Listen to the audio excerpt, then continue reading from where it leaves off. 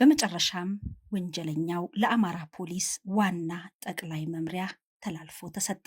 ጤና ይስጥልን ውድ የሸገር ኢንፎ ሚዲያ ተከታታዮች እንደምን አላችሁ? በዚህ ሳምንት መጀመሪያ ላይ የትዕግስት አየነው ታሪክ መላው ኢትዮጵያውያንን ያነጋገረና እጅግ ያሳዘነ እንደሆነ ይታወሳል። በሸገር ኢንፎ ሚዲያ እንግዳ ሆና የቀረበችው ትዕግስት አየነው እንደ ዕድሜዋ ሳይሆን የሕግ የበላይነትን ያመነች በፍቅረኛዋ ለደረሰባት አሰቃቂ ጉዳት በምላሹ ለሕግ አሳልፋ ለመስጠት የወሰነች ብርቱ ወጣትን ታሪክ ማጋራታችን ይታወሳል። ስሜ ትዕግስት አየነው ሶስና አየነው እባላለሁ። የመጣሁት ከክፍለ ሀገር ነው። ጉዳት ደርሶብኝ በፍቅረኛዬ በጩቤ ተወግቼ ነው እዚህ የመጣሁት። በምን ምክንያት ነው ፍቅረኛሽ ጉዳት ያደረሰብሽ?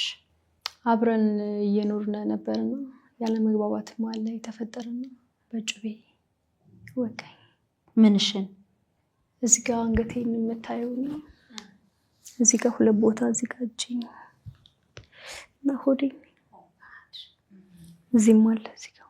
በሁለት ክፍል ባቀረብነው መሰናዶ ከ1.2 ሚሊዮን በላይ ሰዎች የተመለከቱት ሲሆን ብዙዎች ለፍትህ ያላትን ቁርጠኝነት በማድነቅ የተፈጸመባትን ወንጀል እጅግ ኮንነዋል። ወንጀለኛው ድርጊቱን በባህር ዳር ከተማ ከፈጸመ በኋላ በቁጥጥር ስር እንዲውል ከቁስሏ ጋር እየታገለች ለሕግ አሳልፋ ብትሰጠውም በ30 ሺህ ብር ዋስትና ተለቆ ከሀገር ርቆ በአዲስ አበባ በስራ ላይ ነበረ። ይህንን የተመለከተችው ትዕግስት ወደ አዲስ አበባ ተከትላ በመምጣት እጅግ ብርቱ ትግል በማድረግ ለሕግ አሳልፋ መስጠቷ ጀግኒት፣ ለፍትህ በጽናት የቆመች የሚል ታላቅ አድናቆትም እየጎረፈላት ነው።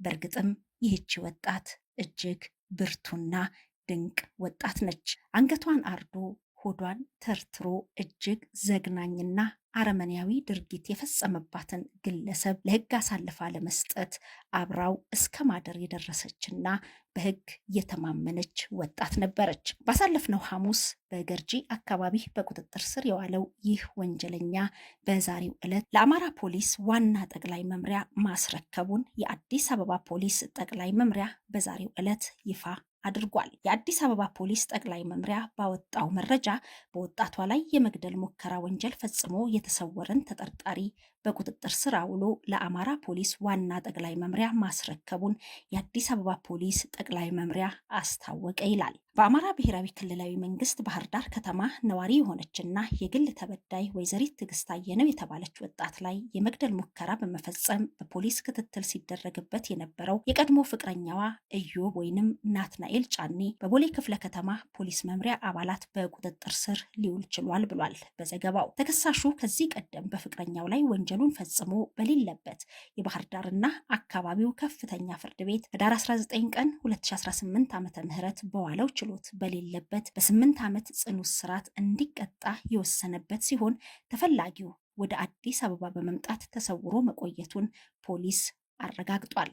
ፖሊስ በተፈላጊው ላይ የወጣበትን የፍርድ ቤት የመያዣ ትዕዛዝ መሰረት በማድረግ ባደረገው ብርቱ ክትትል ተጠርጣሪውን የካቲት 12 ቀን 2018 ዓ.ም ከቀኑ 12 ሰዓት አካባቢ በቦሌ ክፍለ ከተማ ወረዳ 14 ልዩ ቦታው ገርጂ ዱባይ ሞል አካባቢ በቁጥጥር ስር በማዋል ለአማራ ፖሊስ ዋና ጠቅላይ መምሪያ አስረክቧል። ወንጀል ፈጻሚዎች የተለያዩ ወንጀሎችን በመፈጸም ለጊዜው ለመሰወር ሙከራ ቢያደርጉም ከፖሊስና ከሕግ ማምለጥ እንደማይችሉ አውቀው ለሕግ ተገዢ መሆን ይኖርባቸዋል ሲል የአዲስ አበባ ፖሊስ ጠቅላይ መምሪያ በዘገባው ላይ አሳስቧል። የ21 ዓመቷ ወጣት ትዕግስት አየነው የሸገር ኢንፎ እንግዳ ሆና ታሪኳን ባጋራችበት ቆይታ የነበራትን ውጣ ውረድ በምን አይነት ሁኔታ ለሕግ አሳልፋ እንደሰጠችው ከዚህ ቀደም ከኛ ጋር በነበራት ቆይታ ያስረዳችውን መለስ አድርገን እናሰማችሁ።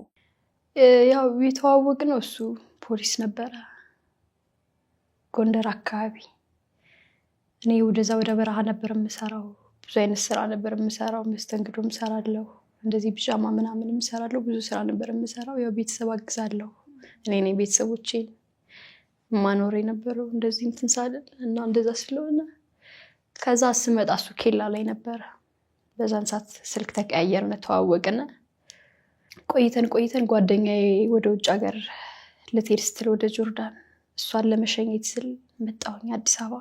እሱ እዚህ ነበረ፣ ፖሊስ ስራውን ለቆ እዚህ መጥቶ ነበረ እና ተደዋወልን፣ ተገናኘን። እሱ መውጣት እንደፈለገ መውጣት መግባት ስለማይችል ከሚሰራበት ቤት እንድገባ ሻንጣዬን ይዤ እንድገባ ጠየቀኝ ማለት ነው። ተደበቀኝ። በቤት ሰራተኝነት ነው ወይስ?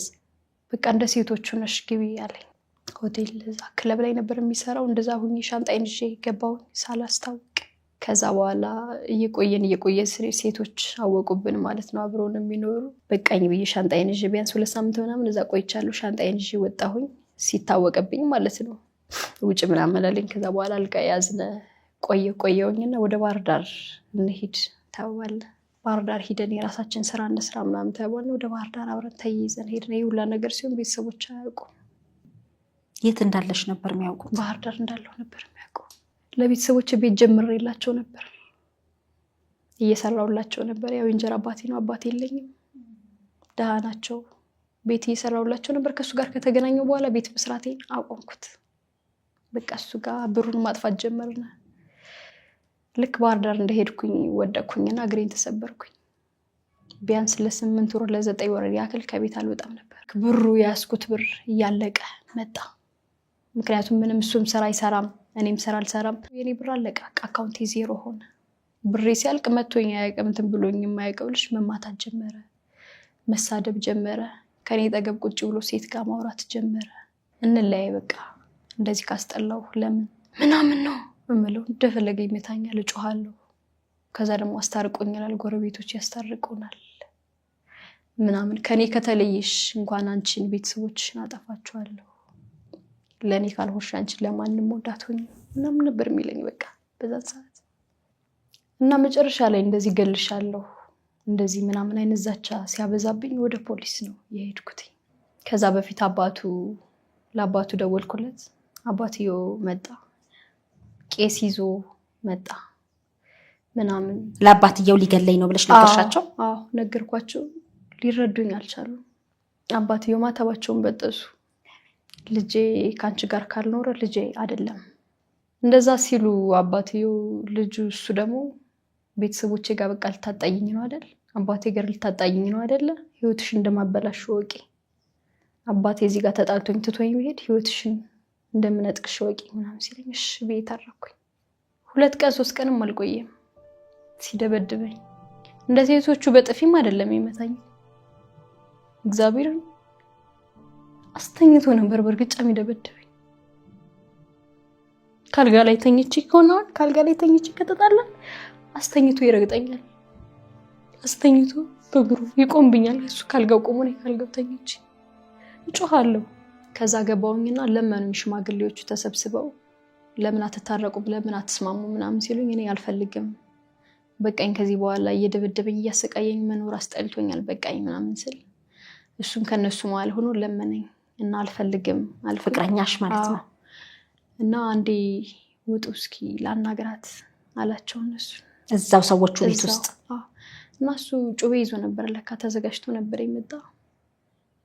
እኔም ግፋቢል ቢመታኝ ምናምን ነው ብዬ አሰብኩኝ እንጂ እንዴት የሚወደኝ ሰው እንደዚህ ያደርገኛል ብዬ አላሰብኩም ነበረ። እነሱ በቃ ብቻቸውን ያወራሉ ይስማማሉ ብለው ትተውን ወጡ። ሶፋ ላይ ነበረ ቁጭ ብዬ ነበረ እና እንደመጣ እዚህ ጋር ነው እንትን ያለኝ፣ እዚህ ጋር ሳመኝ። አልፈልግም እንዳትስመኝ ምናምን ነገር ስለው ከጀርባዬ ነበረ ከሶፋው። እነሱ እንደዚህ መገደፊያው ላይ እዚህ ጋር ቁጭ አለ። ቀጥታ እንደዚህ ነው ያዘኝ። እንደዚህ ነው መቁረጥ የጀመረው። አልጮሽም? ሰዎቹ ከቤታቸው ለቀው ተነጋገሩ ብለው ከግቢ ውጭ ናቸው። እንደነገጥኩኝ ደሙን ሳየው እና እንዳልነሳ እንደዚህ አድርጎ ይዞኛል። እንደዚህ አጣብቆ ይዞኛል። ያው ወንድ ልጅ አይደለም። ከዛ በኋላ መጮህ ጀመርኩኝና እሱ እንደዛው ነው ሩጦ አመለጠ። የሰፈር ሰዎች መጡ። ከዛ በኋላ ቆይቼ ወደኩኝ። ቆሜ ደሜን እንትን ካልኩኝ በኋላ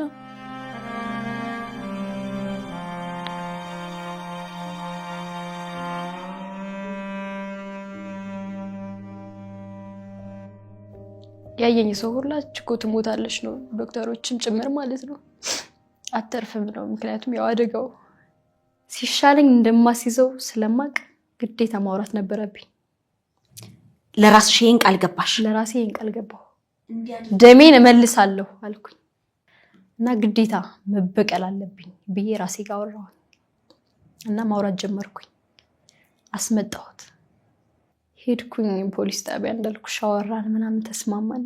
ልክ እኔ ጋር መጡ። ቁጭ ሲል ያዙት። ዋስትና ሊፈቀድለት ነው ሲባል በጭራሽ ዋስትና ሊሰጠው አይገባም ብዬ ተከራከርኩኝ ብቻዬን። አቃቢ ህጎች ናቸው የሚያግዙኝ።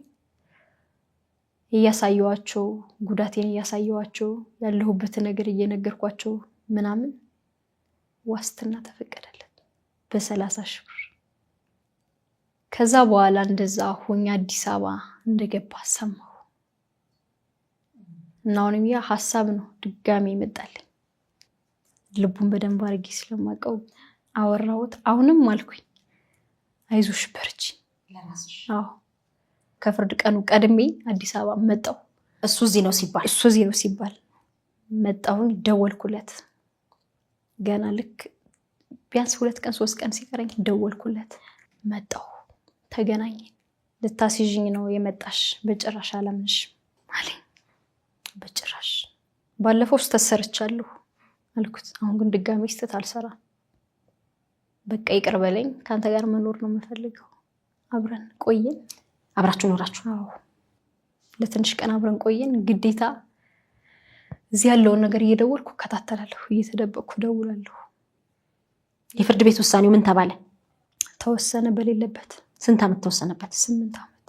እንደመጣሁኝ እኔ ስራ ገባሁ። እሱ ነው ስራ ያስገባኝ፣ መስተንግዶ። ጎንበስ ቀና ብለሽ መስራት ትችይ ነበር? አልችልም፣ ግን ያው ግዴታ ማድረግ አለብኝ ጥርሴን ነክሼ።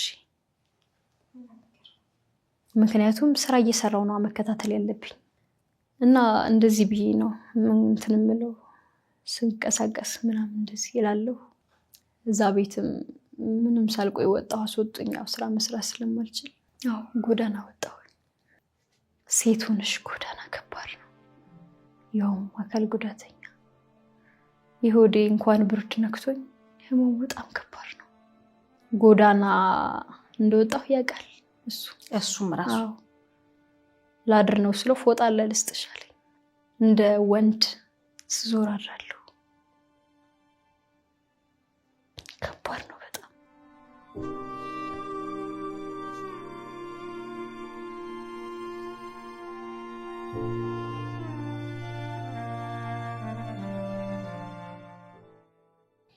እሱ ከፈለገኝም ጎዳና ላይ ሆኜ አልጋ ያዥ እመጣለሁ ይለኛል። እሺ ብዬ አልጋ ሂጄ ይዛለሁ። ስራውን ሲጨርስ 6-7 ሰዓት ይመጣል።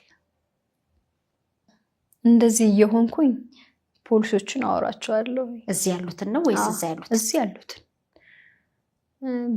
ፈራሁኝ። ቢለቀቅስ፣ አሁን ደግሞ አስይዤው ቢለቀቅስ ብዬ ደግሞ ፈራሁኝ። ከዛ በኋላ ነገርኳቸው ለፖሊሶች። እሺ አሉኝ። ያው ወረቀቱን ምናምን ሰጠኋቸው። ለማስያዝ ያደረኩትም ትግል ከባድ ነበር። ቢያንስ ሰው ቢኖረኝ፣ የሚያግዘኝ ሰው ቢኖር፣ ከጎኔ የማማከረው ሰው ቢኖር ምናምን ይሁን፣ ግን ብቻዬን ነበርኩኝ። ነገርኳቸው ለፖሊሶች። እዛ ነው ያልኩት። የት ነሽ ሲለኝ ዛሬ ቀረጻ አለኝ ያልኩት። ሚዲያ ላይ ቀረጻ አለኝ ብየዋለሁ። ፍርድ ቤት ፖሊስ ጣቢያ ምናምን ትሄዳለች ብሎ አላሰበም። ወዲያውኑ ለሲቪሎች ተደወለላቸው። እንደዚህ አይነት ልጅ ነው ምናምን ብዬ ነው የነገርኳቸው። እኔ ነኝ የማስመጣው፣ እዚህ ቦታ ነው፣ እዚህ ቦታ አልጋ ቤት ነው እና ምለው የምናድርበት ቦታ አለኝ፣ እዛ ቤት ይመጣል፣ ያኔ ነው እንደዚህ የሚሆነው ምናምን ብዬ። እኔ ቤት ውስጥ ነበርኩ። ልክ ግብት ብሎ ቁልፍ ሰጠኝና ወጡ። እንደ ወጣ ማይኪ ተከታትሎታል። እኔ ቤት ውስጥ ነበርኩ። እነሱ መጣውልኛል። እዛ ደውሎላቸው ልጁ እየወጣ ነው፣ ቶሎ ነው እንደዚህ ምናምን ብሎ እዛው አውርተው እዛው ተያዘ እና በጣም ደስ አለኝ። ራሴን ያደነኩት እውነቱን ለመናገር። ትክክለኛና ተአማኒ የሆኑ መረጃዎችን ወደ እናንተ ወደ ውድ የሸገር ኢንፎ ሚዲያ ተከታታዮች የምናቀርብበት ቻናላችን ሸገር ኢንፎ ነው። ታዲያ ሸገር ኢንፎን ሰብስክራይብ አድርገዋል? ቤተሰብ ይሁኑን። ለአብሮነታችሁ ከልብ እናመሰግናለን። ላይክ፣ ሼር በማድረግም ለሌሎች ያጋሩ። ሸገር ኢንፎ ሚዲያ